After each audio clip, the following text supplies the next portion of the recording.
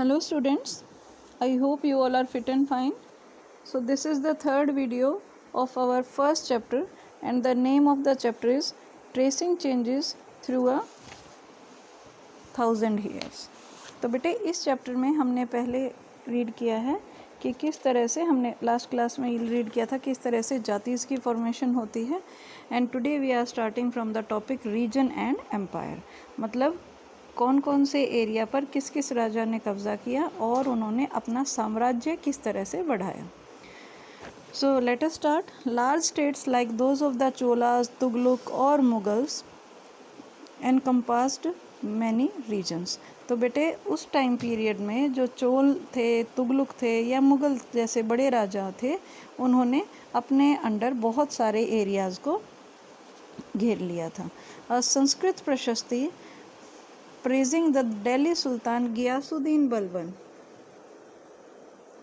in 1266 to 1287 explained that he was the ruler of a vast empire that stretched from Bengal in the east to Ghazni in Afghanistan in the west and included all of South India, that is Dravid. तो बेटे यहाँ पे एक हमें संस्कृत की प्रशस्ति मिली है. मैं आपको बता दूं बेटे प्रशस्ति क्या होती है. जो किसी भी राजा की प्रशंसा में लिखा जाता है उसको हम प्रशस्ति बोलते हैं. तो ऐसी ही एक संस्कृत प्रशस्ति हमें मिली है जिसमें दिल्ली के सुल्तान जो गियासुद्दीन बलबन हैं उनके प्रशंसा में लिखा गया है और उसमें ये लिखा गया है कि वो एक बहुत ही विशाल साम्राज्य के शासक थे जिनका शासन पूर्व में बंगाल तक फैला हुआ था और पश्चिम में अफ़गानिस्तान तक फैला हुआ था और दक्षिण भारत के जितने भी एरियाज़ थे उन पर भी उन्होंने अपना कब्ज़ा बना रखा था. तो बेटे आप देख सकते हैं कि लगभग पूरे भारत पर उनका कब्ज़ा दिखाया गया है. So people of different regions, God, Andhra, Kerala, Karnataka, Maharashtra and Gujarat apparently fled before his armies. तो यहाँ बेटे क्या बताया गया है कि गॉड, आंध्र, केरल, कर्नाटका, महाराष्ट्र और गुजरात जैसे जो अलग अलग एरियाज़ थे वहाँ के लोग उनकी सेना के आगे टिक नहीं पाए. तो यहाँ बेटे ये हमें संस्कृत प्रशस्ति में से पता है. यहाँ एक और इम्पोर्टेंट थिंग है बेटा, जो गॉड वर्ड है वो बंगाल के लिए यूज़ किया गया है. तो उस टाइम पे बंगाल को गॉड नाम से जाना जाता था. अब बेटे यहाँ पे नीचे एक मैप दे रखा है, उस मैप को आप देख सकते हैं. इस मैप में जो मोहम्मद तुगलक थे उनके रूलिंग पीरियड के टाइम के बारे में बताया गया है. Moving to the next page. Historians regard these as exaggerated claims of conquest. तो जितने हमारे इतिहासकार हैं बेटा उनका ये मानना था कि ये जो विजय की बात बताई गई है, ये जो दिल्ली सुल्तान गियासुद्दीन बलबन के बारे में प्रशस्ति लिखी गई है, इसे बहुत ज़्यादा बढ़ा चढ़ा कर लिखा गया है. At the same time, they try to understand why rulers kept claiming to have control over different parts of the subcontinent. और वो इस बात को भी समझना चाहते थे, इस बात की भी कोशिश कर रहे थे समझने की कि जितने भी रूलर्स होते थे उस टाइम पे वो भारत के अलग अलग भागों पर अपने अधिकार का उल्लेख क्यों करते रहते थे. तो ये भी क्वेश्चन उनके माइंड में आता था. अब नीचे बेटे जो येलो आर्टिकल दे रखा है इसमें अमीर खुसरो ने अलग अलग जो लैंग्वेजेस उस टाइम पे यूज़ की जाती थी उनके बारे में बता रखा है और ये भी इसमें बताया है कि किस तरह से संस्कृत जो थी वो एक ऐसी भाषा थी जो आम जनता को नहीं आती थी, बस जो ब्राह्मण थे उनको संस्कृत रीड करनी आती थी. सो bye 700 regions already possessed distinct geographical dimensions and their own language and cultural characteristic. तो बेटे धीरे धीरे 700 ईस्वी तक जितने भी एरियाज़ थे उन्होंने अपने अपने भौगोलिक विस्तार स्पष्ट कर लिया था और जो उनकी भाषा थी और सांस्कृतिक विशेषताएं थी उनको भी उन्होंने तय कर लिया था. मतलब कहाँ तक उनका एरिया होगा, कौन सी उनकी लैंग्वेज होगी और कौन कौन सी कल्चरल सांस्कृतिक विशेषताएं उनके राज्य की होगी, तो ये उन्होंने तय कर लिया था. You will learn more about these in chapter number 9. तो चैप्टर नंबर 9 में हम इसके बारे में और डिटेल में पढ़ेंगे. They were also associated with specific ruling dynasties. There were considerably conflict between these states. तो उस टाइम पे क्या होता था बेटे, ये जो एरियाज थे ये विशेष शासक राजवंशों से भी जुड़े हुए थे और इन राज्यों के बीच काफ़ी टकराव रहता था. Occasionally, dynasties like Cholas, Tughlaq, Khaljis, and Mughals were able to build an empire that was pan-regional, spanning diverse region. तो बेटे उस टाइम पे जो चोला थे, खलजी थे, तुगलक थे और मुगल्स थे, इन्होंने अपने क्षेत्र को फैलाकर एक विशाल साम्राज्य खड़ा कर लिया था. और not all these empires were equally stable और सक्सेसफुल. और ये जो विशाल साम्राज्य इन्होंने खड़ा कर लिया था, ये सभी साम्राज्य समान रूप से स्थिर या सफल नहीं हो पाए थे. मतलब कोई ज़्यादा अच्छे से सफल हो गया था रूलिंग करने में और कोई सफल नहीं हो पाया था. सो कंपेयर फॉर एग्जांपल, ये हम चैप्टर नंबर 3 और 4 की जो टेबल्स हैं उसमें हम कंपेयर करेंगे खलजी और मुग़ल डायनेस्टीज़ के बारे में. So now when the Mughal Empire declined in the 18th century, it led to the re-emergence of regional states. तो अब क्या हुआ बेटा, 18वीं शताब्दी में जब मुग़ल वंश का पतन हुआ, उनका डिक्लाइन हुआ, तो उस टाइम पे जितने भी क्षेत्रीय राज्य थे वो दोबारा से उभरने लगे. उनके जो रूलर्स थे वो दोबारा से उभरने लगे. But years of imperial pan-regional rule had altered the character of the regions. Across most of the subcontinent, the regions were left with the legacies of the big and small states that had ruled over them. तो अब क्या हुआ बेटा, जो धीरे धीरे जो क्षेत्रीय राज्य थे वो धीरे धीरे उभरने लगे, लेकिन बहुत सालों से उनके ऊपर जो साम्राज्य का शासन चल रहा था उससे उन क्षेत्रों की जो प्रकृति थी वो धीरे धीरे चेंज हो चुकी थी. उस पर कई छोटे बड़े राज्यों का शासन चलता रहा और उन राज्यों की बहुत सी बातें भारत के अधिकतर भाग पर फैले इन क्षेत्रों को विरासत में मिलने लगी. This was apparent in the emergence of many distinct and shared traditions in the realms of governance, the management of the economy and elite cultures. तो यहाँ पे बेटे क्या बताया गया है कि इस तथ्य का पता हमें उन कई परंपराओं से लगता है कि भाई जो हमारा सब कॉन्टिनेंट था वहाँ पे दूसरे जो रूलर्स रूल करके गए थे उनकी बहुत सारी हमें विरासत में चीज़ें मिली थी. तो इन का हमें कैसे पता लगता है, उन परंपराओं से लगता है जो इन एरियाज़ में बाद में उभरी थी. तो इन परंपराओं में एक दूसरे से डिफरेंसेस भी थे और कुछ समानताएं भी थी. कुछ परंपराएं जो थी वो सेम थी और कुछ परंपराएं जो थी वो अलग भी थी. और ऐसी परंपराएं हमें प्रशासन में और अर्थव्यवस्था के प्रबंधन में और उच्च संस्कृति तथा भाषा के संदर्भ में मिलती हैं. मतलब बेटे यहाँ पे क्या बताया गया था, जैसे जो किसने राज्य किया उस पर्टिकुलर एरिया पे और वहाँ पे उन्होंने फाइनेंशियल कंडीशन को कैसे मैनेज किया और हमारा जो कल्चर है वो किस तरह से उन्होंने आगे बढ़ाया. तो इन चीज़ों में वो डिफरेंसेस या सेमनेस दिखाई देती थी. Through the 1000 years between 700 and 1750, the character of the different regions did not grow in isolation. तो बेटे सन 700 से लेके 1750 के बीच के हज़ारों वर्ष में ये जो अलग अलग एरियाज़ थे इनकी प्रकृति एक दूसरे से अलग अलग नहीं हो पाई थी. These regions felt the impact of larger pan-regional forces of integration without ever quite losing their distinctiveness. तो अब क्या हुआ, हालांकि उनके अलग अलग उनकी विशेषताएं थी, लेकिन फिर भी सभी जो एरियाज़ थे वो एकीकरण के प्रभाव से सभी अपनी अपनी डिस्टिंक्टिवनेस को ख़त्म करते हुए पाए गए. मतलब कि सभी हालांकि अलग अलग एरियाज़ थे लेकिन फिर भी सभी में बहुत सारी चीज़ें सेम पाई गई थी.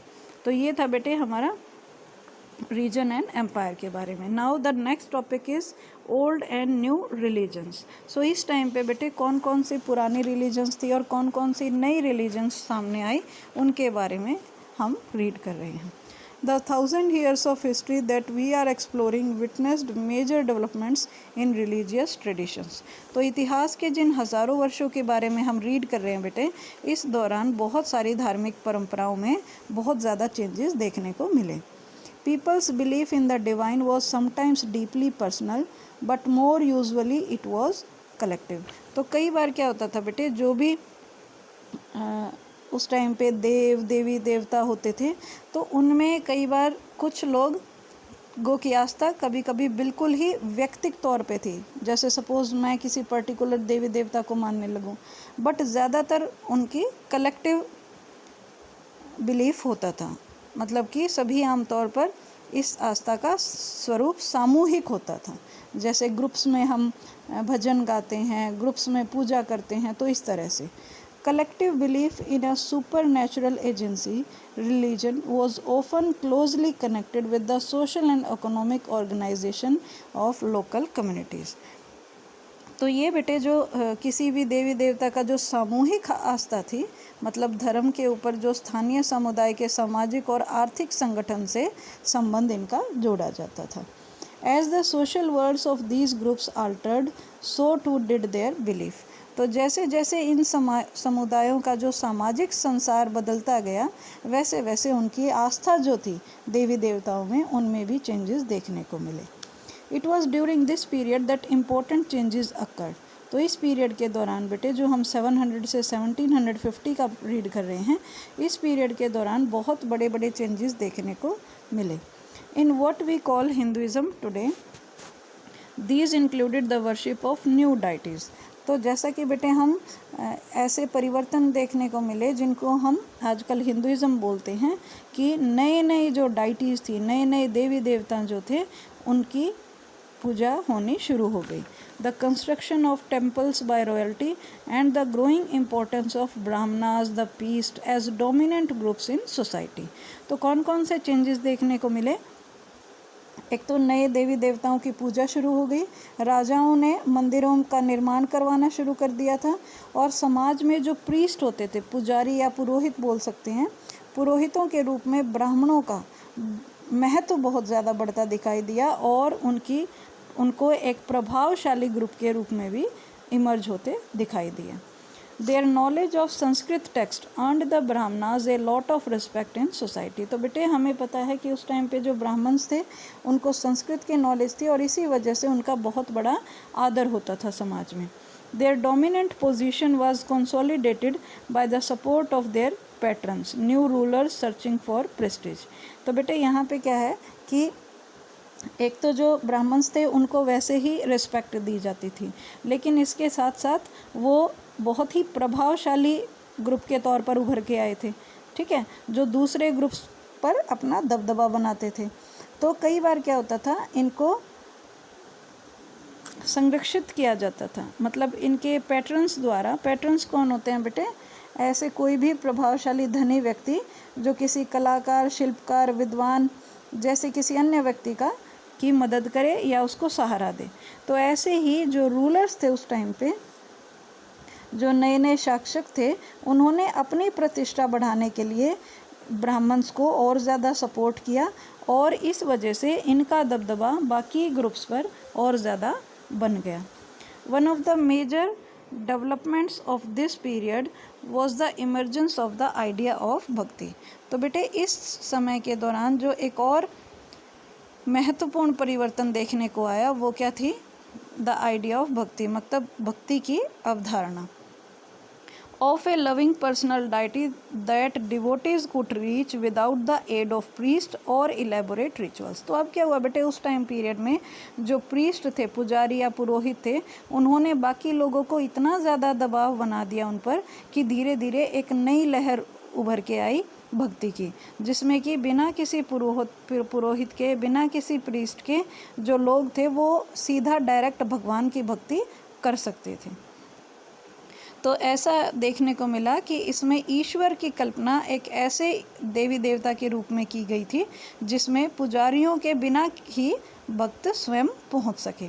अब जो प्रीस्ट थे उन्होंने कास्ट के अकॉर्डिंग लोगों को डिवाइड कर रखा था, उनको मंदिरों में नहीं जाने देते थे, उनको बहुत सारी तकलीफ़ें देते थे। तो इस वजह से लोगों ने एक नया तरीका निकाला, एक नया परिवर्तन निकाला जिसमें कि वो बिना पुरोहितों के, बिना पंडितों के भक्ति कर सकते थे, सीधा वो डायरेक्ट अपने देवी देवता से की भक्ति कर सकते थे।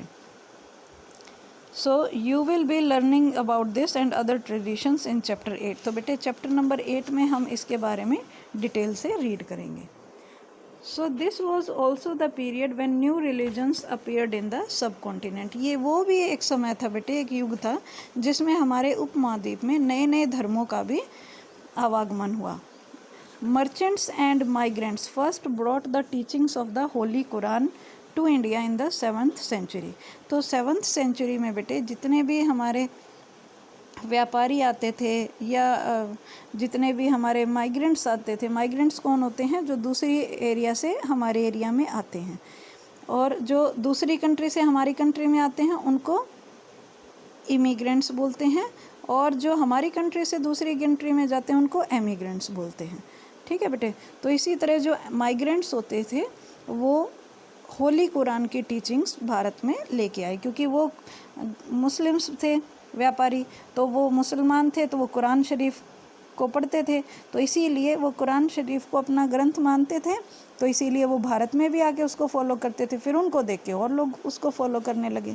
तो जैसा यहाँ पे दिया है, Muslims regard the Quran as their holy book and accept the sovereignty of the one God, Allah, whose love, mercy and bounty embrace all those who believe in him without regard to social background।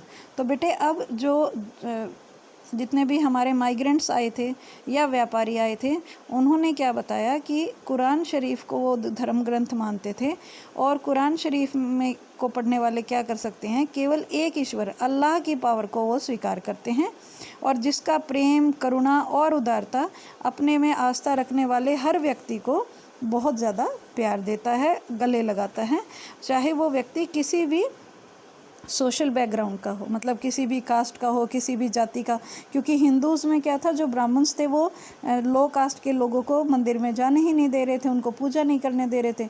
तो इस वजह से लोग इनकी तरफ ज़्यादा attract हुए, क्योंकि वहाँ पे अल्लाह की पूजा करने में, अल्लाह को याद करने में किसी सोशल बैकग्राउंड का होना ज़रूरी नहीं था।